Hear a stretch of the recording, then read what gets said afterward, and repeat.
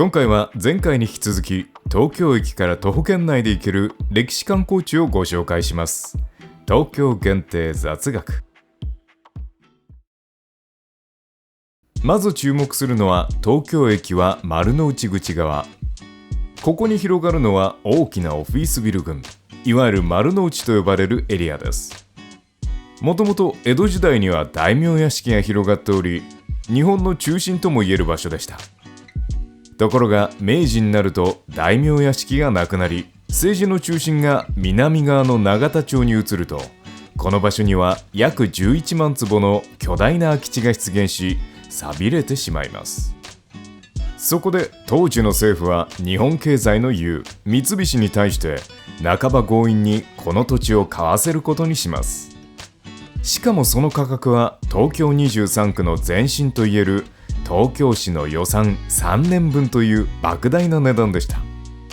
これにより政府の要求を飲んだ当時の財閥トップであった岩崎彌之助を中心に町が開発されることになります。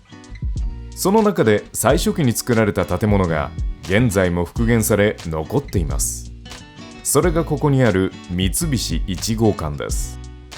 レンガ造りの当時最先端の建物は1894年に東京駅を設計した辰野金吾の師匠にあたる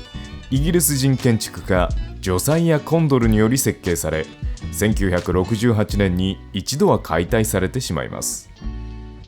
しかし平成の丸の内再開発に伴い2010年に復元され再オープン。現在は美術館としてこの地に残されています。ここで注目なのは建物の後ろ側にある中庭で、誰でも入ることができますが、その庭園を照らすライトの中に古い時代に主流だったガス灯があります。ガス灯はその名の通りガスに火をつけて辺りを照らすもので、目を凝らすと火が瞬いているのを見ることができます。これは現代の電気を使ったものに比べ格段に費用のかかるもので、さすが三菱の財力といった感じで見る価値があります。ただし2024年11月までは三菱1号館がメンテナンス工事を行っているため、建物に近づくことはできないので、また再オープンしてから訪れることをお勧めします。この1号館から発展した丸の内は戦前戦後と成長を続け、現在では日本を代表するオフィス街となっています。そしてしばしここで働く女性たちは自分たちを丸の内 OL と称し、一部の人たちにとってはステータスとなっています。そんな丸の内の目の前に広がるのが皇居です。現在は天皇陛下のお住まいであり、かつては徳川家の本拠地江戸城が存在していました。現在も江戸時代同様、基本立ち入りが禁止されていますが、東御苑と呼ばれる場所は皇居内でありながら、原則毎週火曜日から木曜日まで一般公開されています。この場所は江戸時代においては城の中枢が設置されていた場所で、黄色い芝生部分にはドラマなどでたびたび話題となる大奥が設置されており、その横にある細い道には忠臣蔵でおなじみ松の廊下が存在しました。またさらに北に行くと天守閣の台座部分が残されており、ここに登ると古の時代の日本の中心を感じることができます。なお現在この場所に天守閣を再建して観光資源にしようという取り組みがあります。そのためもしそれが実現した場合には、建設前にここを訪れることによって天守閣がなかった時代を知っているという自慢を将来できるかもしれません。なお東御苑については動画を別に用意しているので、よければご覧ください。そんな東御苑の南側にある皇居前の広場、皇居外苑に関してもどなたでも入ることができます。この場所は非常に広大な敷地面積で、同じく広いと世界で言われている中国は天安門広場のおよそ3倍もの面積を誇ります。この場所は明治大正期に整備されて以降、さまざまな歴史的な舞台となっており、教科書や歴史ドキュメンタリーにも幾度も出てくるような非常に重要な場所です。しかも興味深いことに、時代を経てもこの場所の姿はほぼ変化していないため、あんな時代やこんな時代の歴史の1ページの現場がそのまま保存されており、事前知識を持ってここを訪れると NHK の人気番組映像の世紀よりもさらに臨場感を味わうことができます。そんな皇居外苑の横にはこれまた歴史的な現場があります。それが第一生命日比谷ファーストです。この場所にはかつて第一生命館という建物が建っており、終戦後はアメリカ軍に接収され、ある施設として活用されました。それが GHQ 本部です。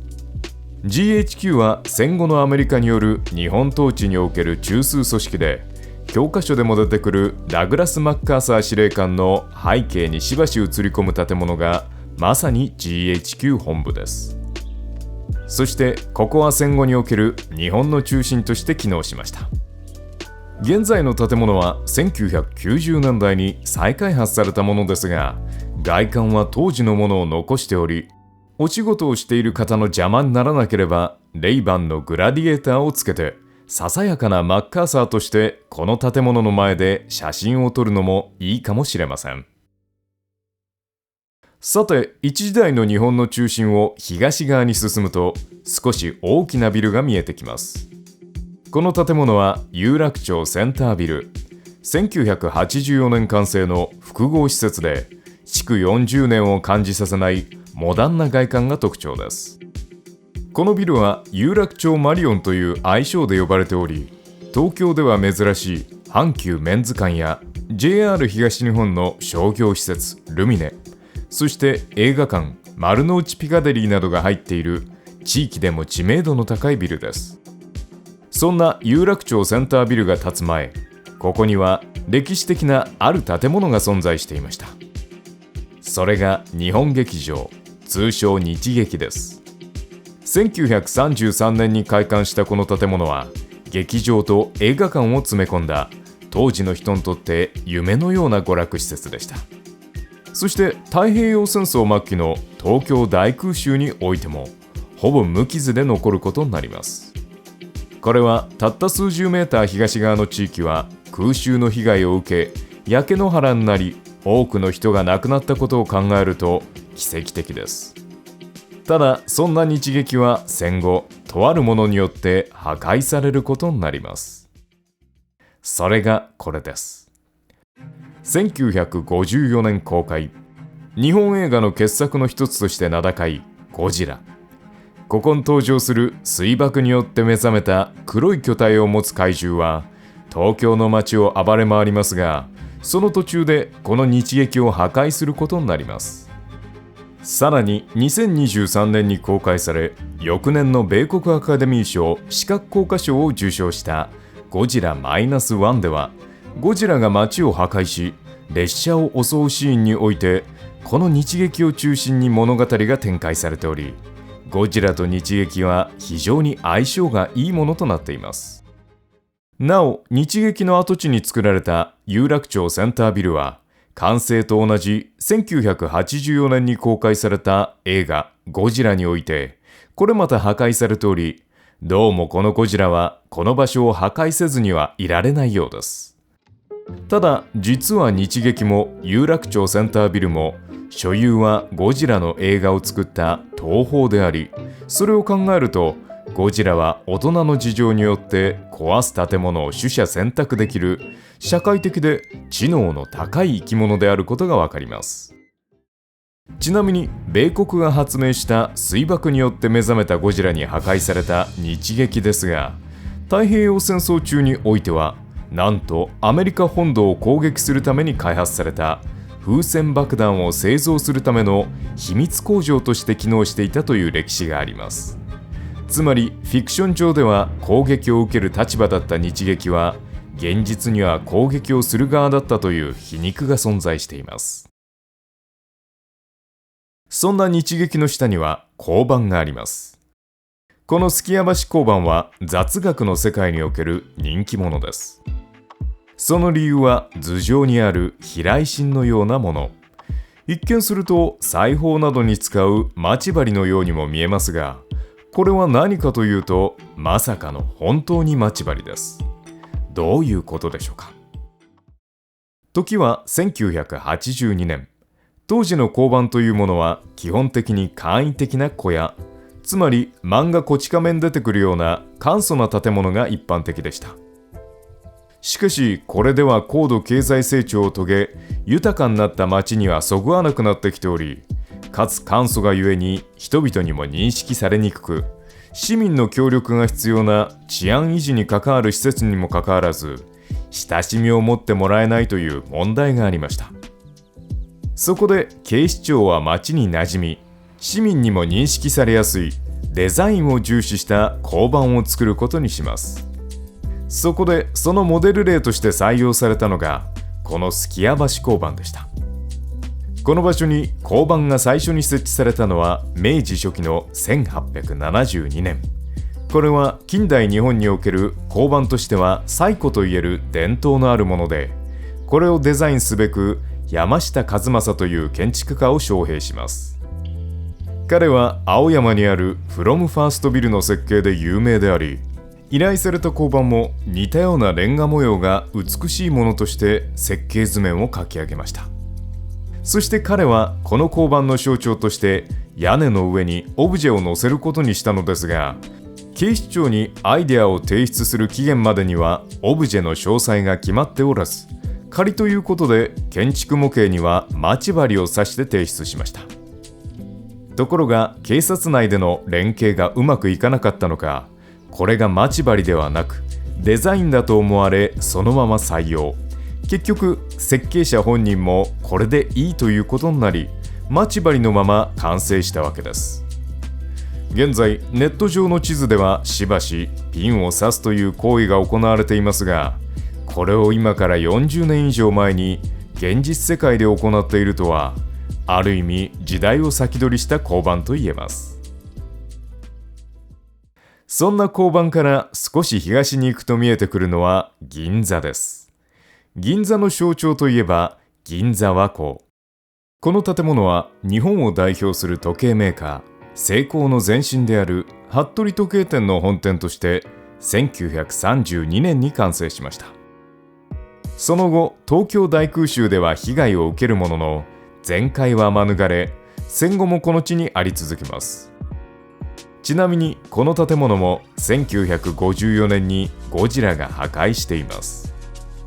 現在ではセイコーの傘下である和光が運営する建物ですが、意外にもこの場所に来たことはあっても中に入った人は少ないかもしれません。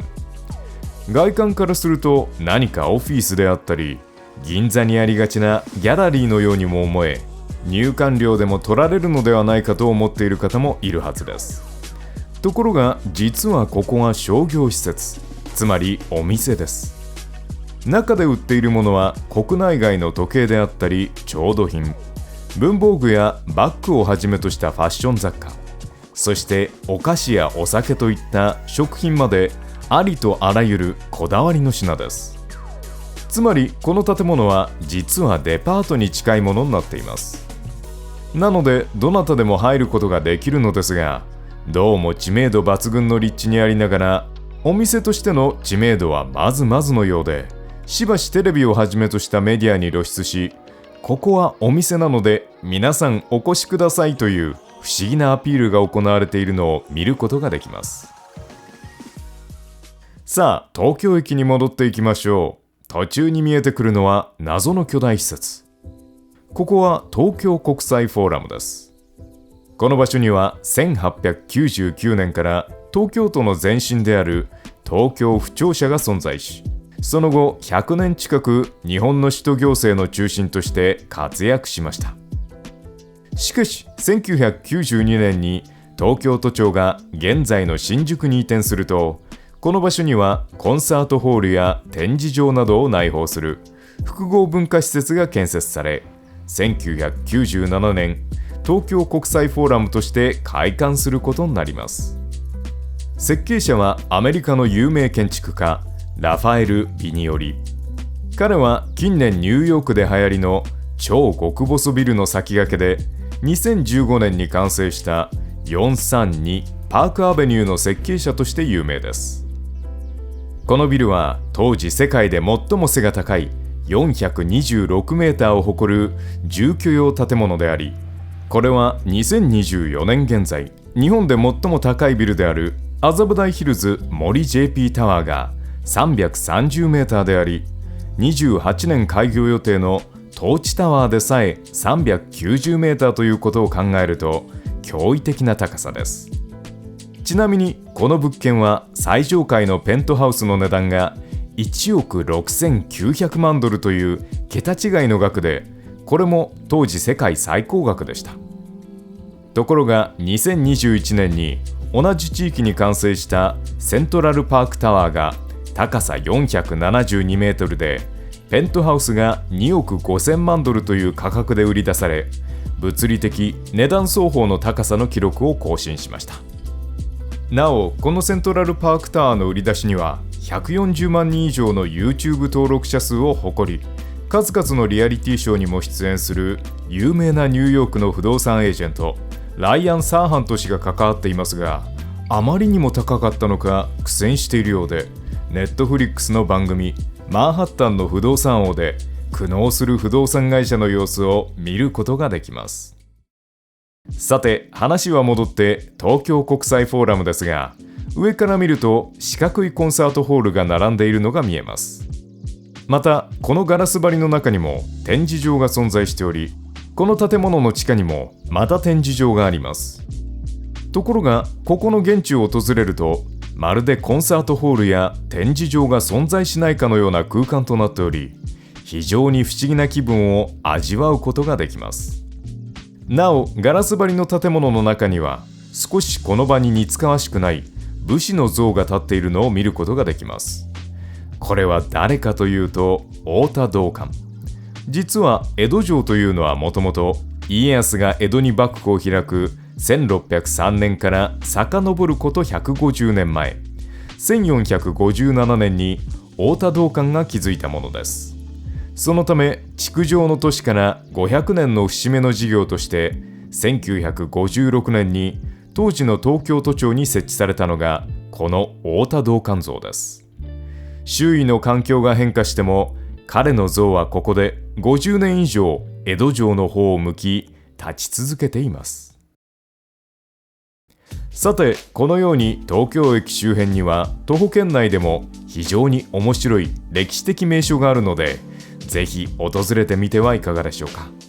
ここまでご視聴いただきありがとうございました。またお会いしましょう。バイバイ。